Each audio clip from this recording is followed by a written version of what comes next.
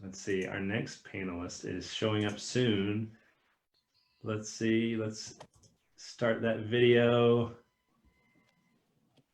Hi. Hey, Lauren, it's great to see you. Lauren Cochran, you are a pastor for the Presbyterians. I am. Tell, I've infiltrated all you Episcopalians. tell us where you are today and something else about yourself, and then we can't wait to hear your story. Yeah, I am in Elmhurst, Illinois, which is a suburb directly due west of Chicago. If I go to my favorite grocery store, I can see the Willis Sears Tower from the road, but it's like still pretty far away. And I'm a head pastor at Yorkfield Presbyterian Church, and I just started working at this call in November. So it's been an interesting time to be set aside from the congregation that I'm just learning to meet and love, and so it's been an interesting time. I am in stay in place with my husband, who is a pastor, but also he's in the Methodist Church, and then our two children, Abby, who is 9, and Sai, who is 3. And also we were one of those families that were like, you know what, let's get a dog. Let's get a dog right before stay in place starts, because we're going to be home anyway. So, so we did. Jonathan, when you asked me to share a story, I was like, oh yeah, I have like so many glimmers and moments of the holy during all this time.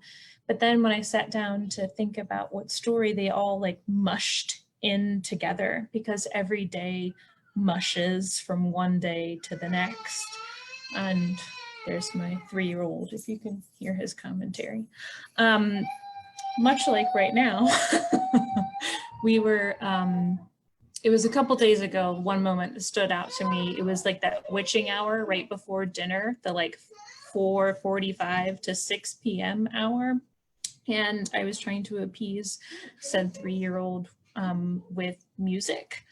And so I was playing songs from his favorite soundtracks to his favorite movies. And eventually one thing led to another. And if we were a really cute, organized family, I would say that it turned into a dance party, but it did not. What happened was it turned into me dancing in the kitchen, and then both of my children seeing me dance and run away screaming because they thought my moves were so hideous. And so we have like a loop in our house where you can do the circle, which I think is like key. So they would run around the circle and see me dance, and then they'd scream, and like not just like ah, but like the blood curdled child scream. And they'd run and they'd run, and I was making biscuits, like homemade biscuits. There was like flour that was everywhere, and they were screaming, and the dog was chasing them and biting them, and like, you know, playful happy bites and all of this stuff going around. And I was just so taken aback because they were so deliriously happy.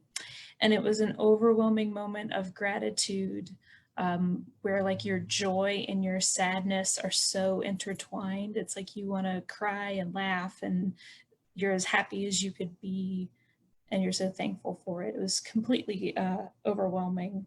And the only thought that ran through my head was the God's voice to Moses, take off your sandals because you're on holy ground. And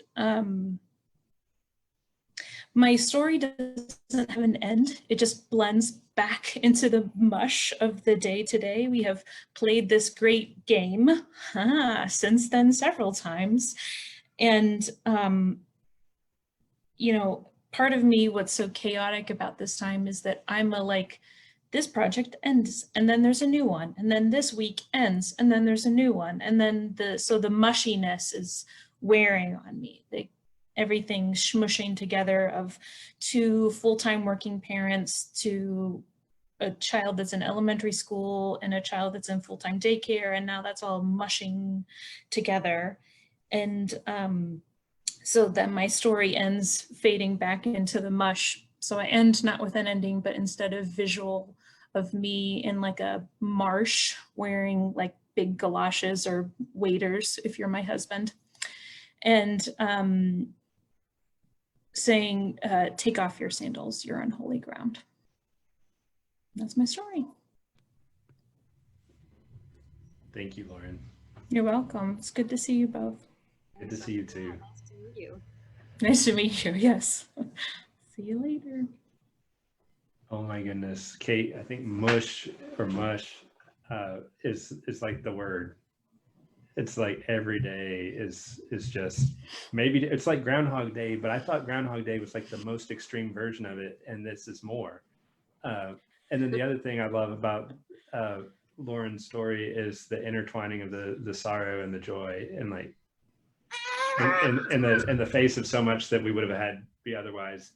We find ourselves at some points where we just can't deny the gift of what is there. Mhm. Even if we want to sometimes, because it's not what we wanted. Darn it, it's not what I wanted. No, exactly. Yeah, no, I'm. Well, thank you, friend.